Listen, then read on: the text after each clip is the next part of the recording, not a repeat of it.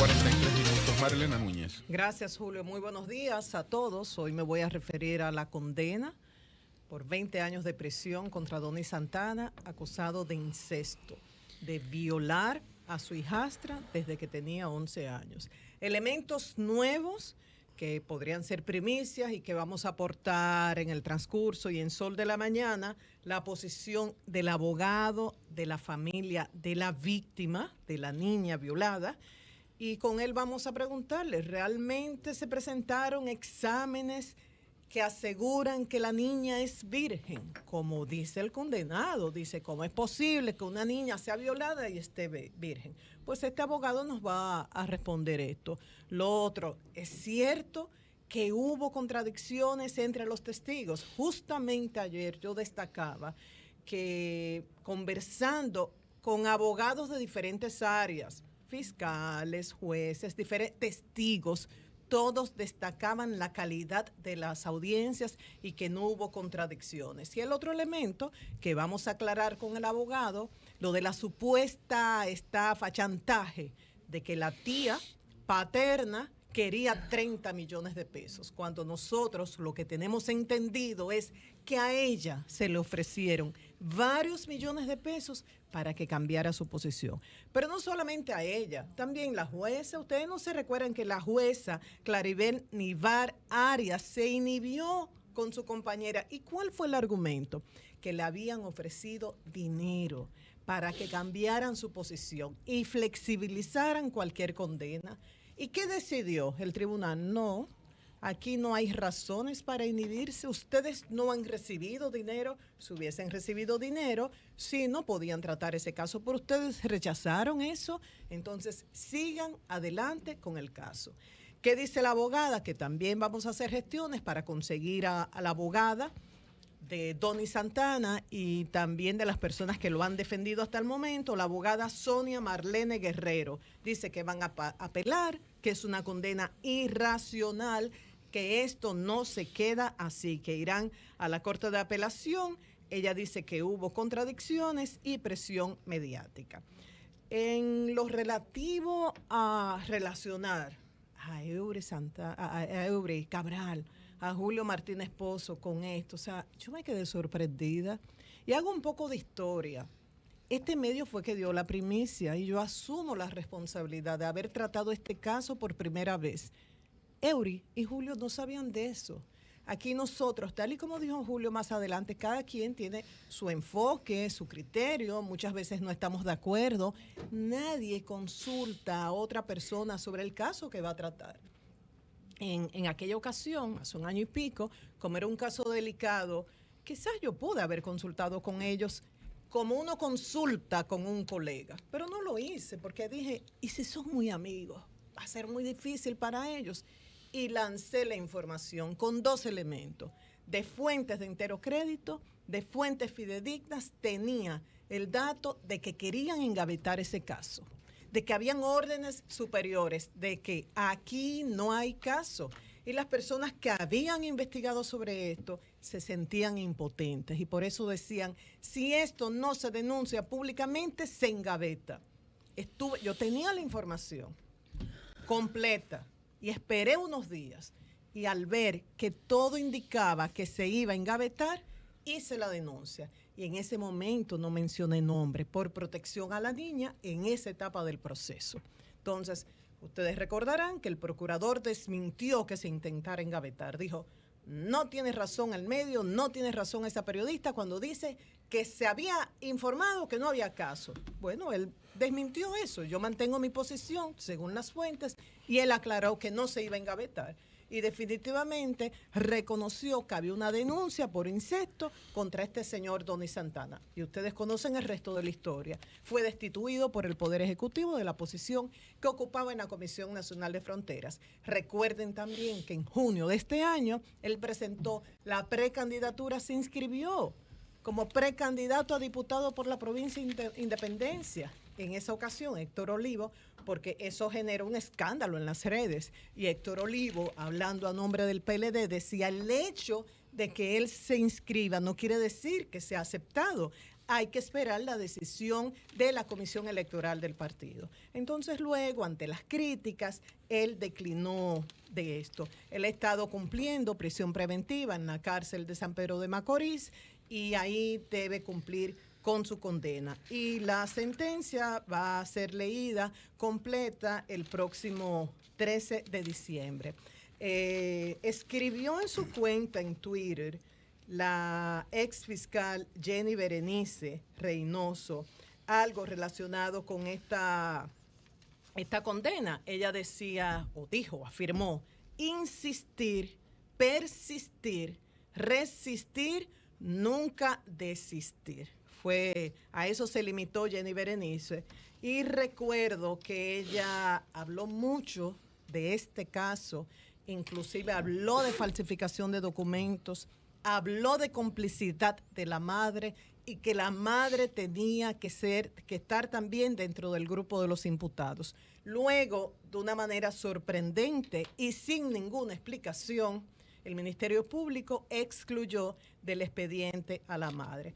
Debo recordar también que en el proceso de a quién se le otorgaba la custodia, la tía paterna, ya que el padre de la niña murió hace unos años en un accidente y esta niña vivió durante un tiempo con su tía paterna en el norte del país, quería la custodia. Y en medio de los interrogatorios, las entrevistas, participó con ANI, Fiscalía y demás, ella insistía, yo quiero que esté conmigo, pero lo más importante es que esta niña esté en el espacio que sea mejor para que se sane, y finalmente decidieron darle la custodia a la abuela materna. Así que vamos a hablar, por favor, Lea, con el abogado José Antonio Reyes para que nos aclare estos tres elementos, si realmente no fue violada, porque tengo entendido que se presentaron documentos y se presentaron pruebas que confirman que la niña tiene daños a nivel vaginal y a nivel anal.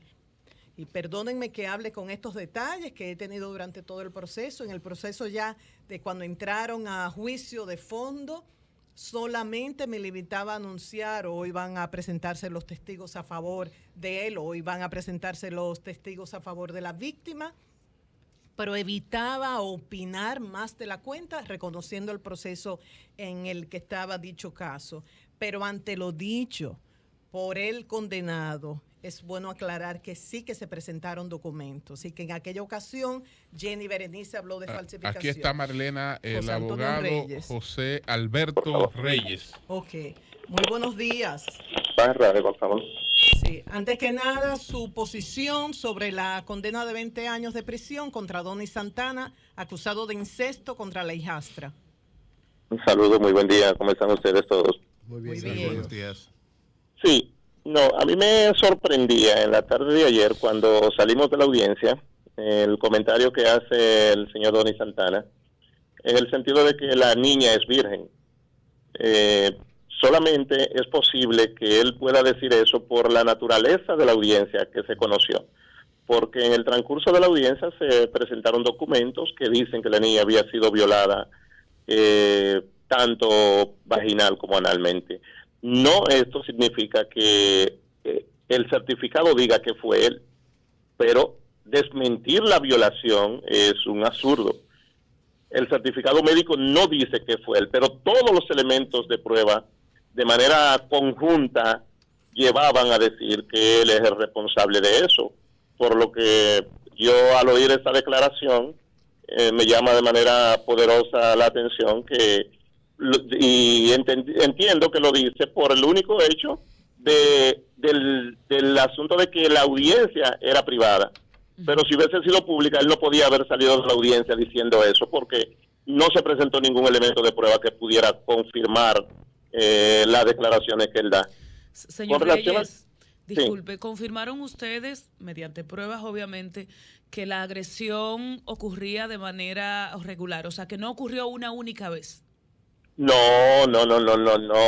Mire, yo catalogo esa violación, que él usaba a esa niña como su mujer prácticamente. ¿Por qué? ¿Cómo así? Tan así, por la tan frecuencia que sucedía eso. Es así que ese señor se levantaba de su cama e iba a acostarse con la niña, juntamente con otra hija de él. La niña que es objeto de la presente violación dormía con su hermanita y él venía y se metía en la cama con ellas dos a abusar de ella. Que usted sepa, ¿no abusó de la otra niña? No, la niña la menor siempre dijo que no, que a la otra él no supo que eso pasara. Licenciado Reyes, otro de los argumentos de la abogada del condenado, que dice que fue una condena irracional, es que hubo muchas contradicciones en los testigos que se presentaron. ¿Cuál es su opinión sobre esto? Sí, lo que pasa es que siempre tenemos que buscar algo que decir. Siempre es normal que cuando estamos en barra contraria, siempre los planteamientos, aunque no los sintamos, son contrarios, obviamente, porque hay que entenderla que ella está representando a una persona, pero cuando ahí se detallaron todos los elementos de prueba, yo decía ayer que de manera extraordinaria había una coincidencia con los dos colegios que habían intervenido en el caso. Hubo testigos tanto del primer colegio donde sacaron la niña como del segundo, que todos coincidieron en el mismo escenario. La niña diciendo lo mismo, ahí no hubo una contradicción. Ellos no pudieron sacar una sola contradicción en esos testigos.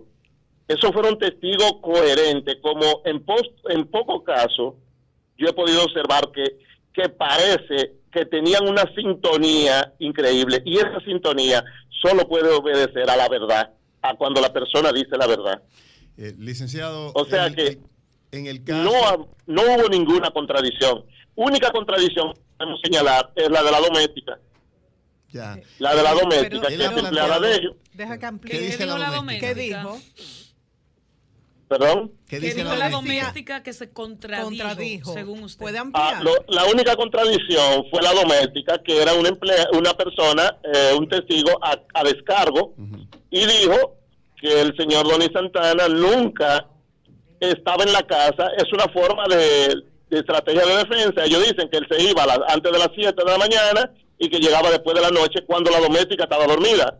Entonces, él no sabía lo que pasaba de ahí en adelante. Entonces, a la pregunta que le hicimos, que porque esto era más regular por el tema de que la madre trabajaba en Santiago y ellos se quedaban solos con la niña. Por eso era la tan frecuente violaciones que sucedían en contra de ella. Y ella se lo dijo en un viaje que estuvo en Estados Unidos a la abuela, y la madre tomó una conducta, se separó de él, y a poco tiempo volvieron a juntarse y él volvió a la misma situación. Lo plantea la niña en la entrevista que se le hizo. Wow. Dios El mío. condenado plantea también que supuestamente la tía paterna de la niña lo chantajeó por 30 millones de pesos, que si le daban 30 millones de pesos, ella desistía del caso. ¿Qué información puede dar? Mira una cosa, siempre son mecanismos de defensa. Cuando hay una constitución en actor civil, evidentemente se reclaman indemnizaciones, pero nunca se ha propuesto que él diera ningún monto de dinero. Al contrario, y le dije a la tía, no mencione eso. Al contrario de la tía, que era objeto de soborno para que ella desistiera del caso. Y fue objeto de soborno por muchísimas personas, que yo me voy a reservar el nombre por asunto, pero que nosotros teníamos conocimiento e incluso se lo manifesté. No haga mención de quién le ha ofrecido dinero a usted en esto, para que no, eso es un tema que no tiene, legalmente no tiene ninguna importancia. Para evitar, igual que le decía, hay personas que fueron a sobornar a los jueces y no se habló los nombres. No vamos nosotros tampoco a hablar de los nombres de esa persona. Brevemente, para finalizar, el día de la lectura de la sentencia completa y posibilidades en el proceso de apelación. Quería corregir que la lectura es para el día 3 de diciembre, no para el día 13. 3 de diciembre. Perfecto. ¿En la fase de apelación? Con los fundamentos que fue que este tribunal dio esa decisión, yo dudo que una corte varíe. Muchísimas gracias, abogado. Gracias, regresamos. Gracias. No más palabras.